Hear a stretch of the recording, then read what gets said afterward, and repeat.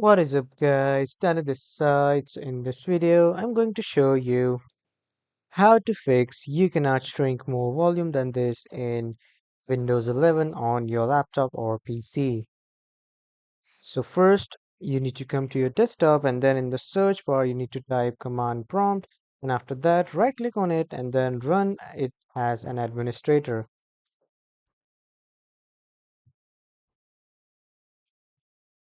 And after running it as an administrator you need to type in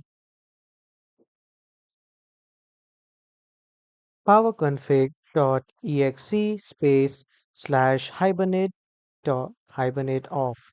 And after writing this command, you just need to press enter. And after that, you just need to close the command prompt. And then you need to come to the search bar again, and then you need to type in advanced system settings. After that, click on this and then click on performance settings. And after clicking on the performance settings, you just need to make sure that everything has been enabled and then click on OK. And after that, you just need to open the advanced system settings again and then click on performance settings.